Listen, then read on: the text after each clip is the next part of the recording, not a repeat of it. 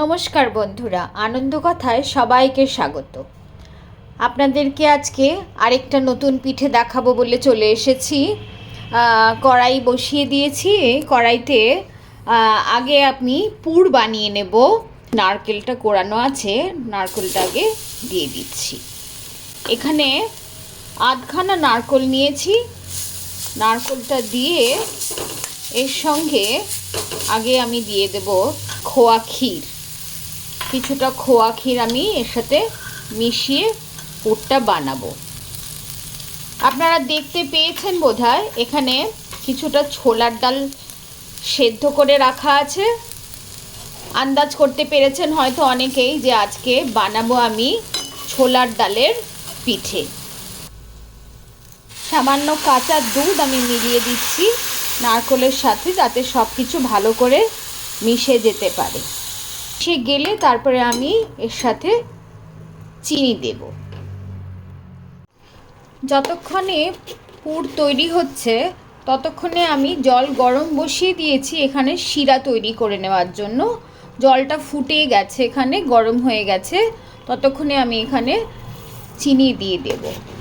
ছোলার ডালের পিঠেগুলো যেগুলো আমি বানাবো সেগুলো আমি মোটামুটি পাতলা শিরার মধ্যে দিয়ে শুকনোভাবে রেখে দেব।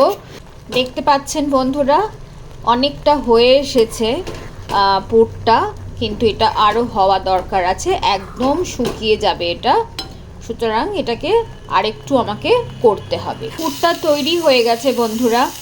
আমি মাঝখানে চিনিটা দিয়ে দিয়েছি, আপনাদেরকে দেখানো হয়নি, কিন্তু চিনি দিয়ে দিয়েছি। এর মধ্যে যতটা মিষ্টি লাগে ততটা চিনি দেবেন।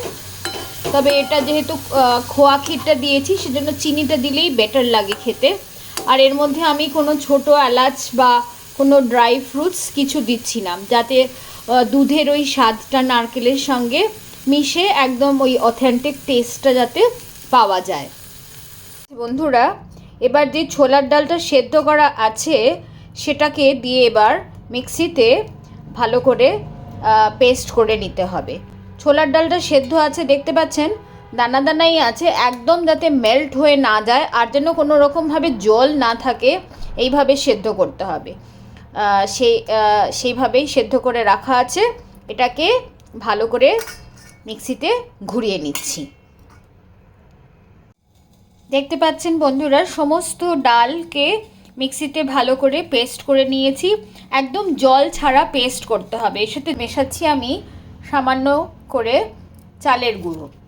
বেশি করে মেশাবো না। কেউ চাইলে পরে এর সাথে ময়দা মেশাতে পারেন, কিন্তু আমি এর মধ্যে মেশাচ্ছি চালের গুঁড়ো। দেখে মেশাতে হবে যতটা আমার লাগবে এর মধ্যে। এটাকে ভালো করে আগে মিশিয়ে নিয়ে, কারণ এটা এখনও খুব সফট আছে, এটাকে মেশাবো। আর এর মধ্যে যদি আমার লাগে কোনো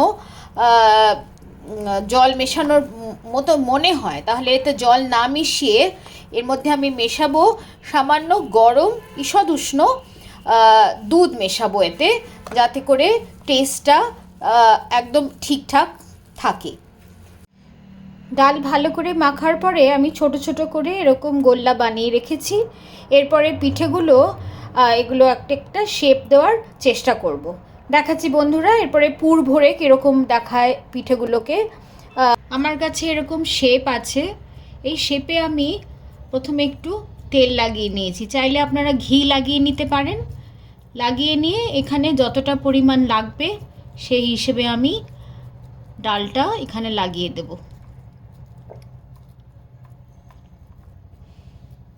এটা সব থেকে সিম্পল। যারা ডিজাইন জানেন তারা ডিজাইন বানাবেন হাতে করে। আমি তো ডিজাইন জানি না, আমি তাই ডিজাইন বানাতে পারবো না। সেই জন্য আমার পক্ষে মনে হয় এটাই সব থেকে বেস্ট। আমার মতন যারা নতুন, যারা জানেন না রান্না, যারা নতুন রান্না শিখছেন, যারা ডিজাইন দিয়ে কিছু বানাতে চান, তারা এরকম ধরনের এরকম অনলাইনে কিনতে পাওয়া যায়, তারা নিয়ে নেবেন একটা করে এরকম। এগুলোকে বেসিক্যালি এগুলো মহারাষ্ট্রের মোদক যখন বানানো হয় তখন এগুলো পাওয়া যায় খুব সস্তায়, নানান রকম ডিফারেন্ট সাইজেও পাওয়া যায়। কিনে নেবেন, কিনে নিলে পরে দেখতে ভালো লাগবে। সেই হিসেবে জাস্ট এখানে চেপে চেপে মাঝখানে যেখানে আমি নারকেলের পুরটা দেব সেইখানটা একটু স্পেস বানিয়ে নিয়ে তারপরে আমাকে এখান থেকে আমি পুর নিয়ে এখানে যতটা সম্ভব আমি পুর দিয়ে দেব। আর যতটা ডাল আমি নিয়েছি সেই ডালটা যেটা আমার লাগবে না, আপনারা দেখতেই পাবেন বন্ধুরা, যে ডালটা যেটা আমার লাগছে না সেটা এক্সেসটা বেরিয়ে যাবে। মাপ করে অত তো করতে পারি না পারফেক্ট, কিন্তু যেটা ফাইনাল প্রোডাক্ট বেরোবে সেটা দেখতে পাচ্ছেন আপনারা প্লেটের ওপরে যেটা রাখা আছে সেটা।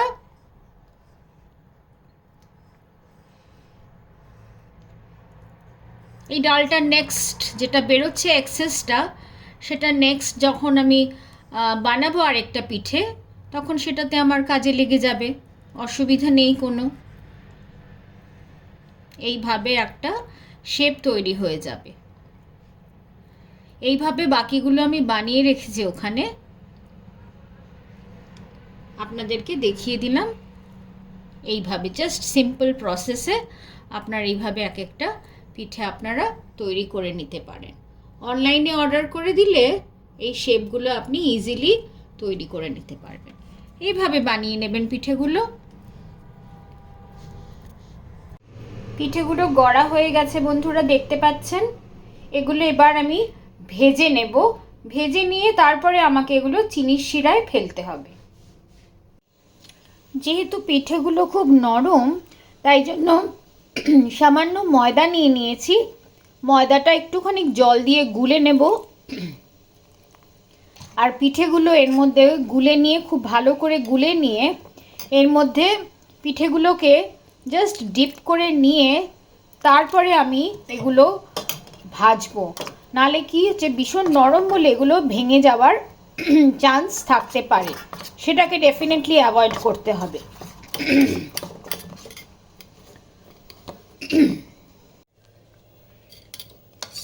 ঠিক এরকম পাতলা করে গুলতে হবে, দেখতে পাচ্ছেন। আচ্ছা, আমি ছোট একটা বসিয়েছি এখানটায় পাত্রটা, তেলটা গরম করতে দিয়ে দেব। যেহেতু একটু বেশি তেল লাগবে সেজন্য আমি কোনো বড় পাত্রে নিইনি এটাকে ভাজার জন্য, কারণ আননেসেসারি তাহলে তেলটা নষ্ট হয়।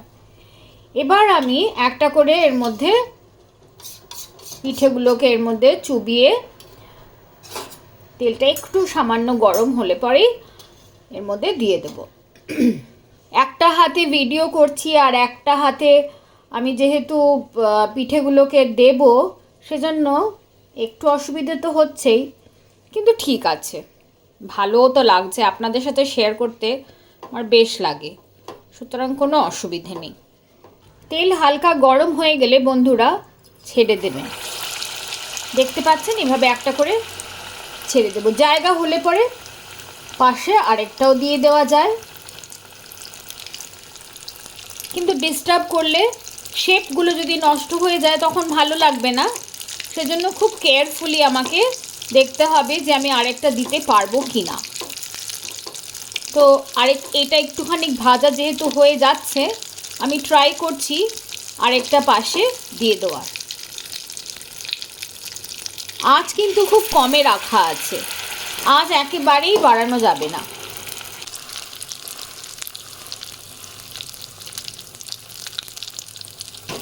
নাড়িয়ে চাড়িয়ে দিচ্ছি বন্ধুরা, চামচ লাগাচ্ছি না, হাতা লাগাচ্ছি না, যাতে করে কি ডিস্টার্বটা যথাসম্ভব কম করা যায়। আস্তে আস্তে তেল নিয়ে ওপর থেকে এইভাবে যদি আমি দিয়ে দিই তাহলে পরে বুঝতে পারবো যে এটা আমার সব দিক থেকে ইউনিফর্মলি হয়ে যাবে। শেপটা যদি গোল না হয়ে আপনারা কোনোভাবে কোনো ফ্ল্যাট শেপ করতে পারেন তাহলে হয়তো আপনাদের ফ্রাই করতে এরকম ডিফিকাল্টি নাও হতে পারে। তবে আমি পাত্রটা যেহেতু ছোট নিয়েছি, আমার মনে হচ্ছে এখন একটা করে ফ্রাই করতে আমার সুবিধে হবে। নেক্সট ব্যাচে আমি সেটাই করব।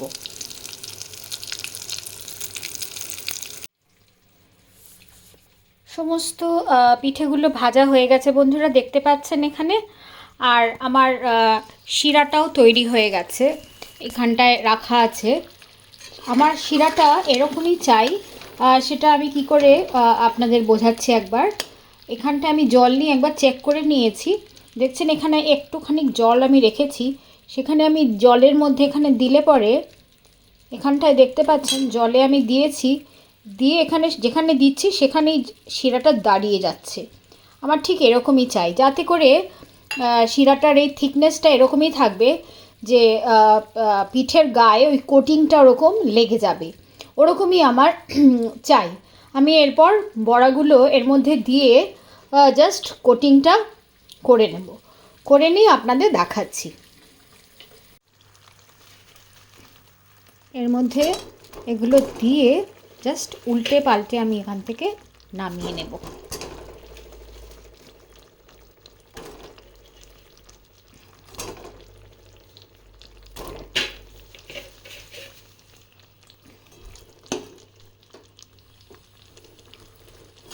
শিরাটা লেগে গেলে পরে যখনই ঠান্ডা হয়ে যাবে তখনই এটা শক্ত হয়ে যাবে, ব্যাস আমার ওটুকুনি দরকার।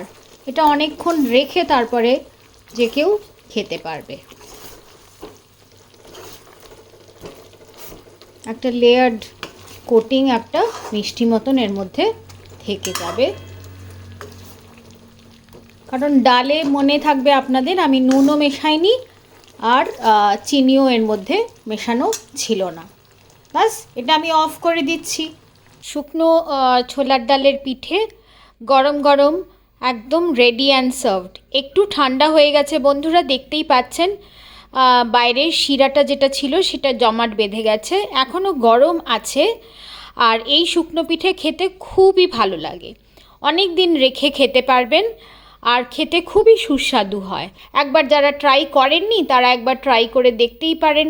আর আমায় জানাবেন আপনাদের কীরকম লাগলো, কোথা থেকে বানালেন আপনারা, কোন কোন জায়গা থেকে দেখছেন ভিডিওটা, সেটাও আমায় জানাবেন।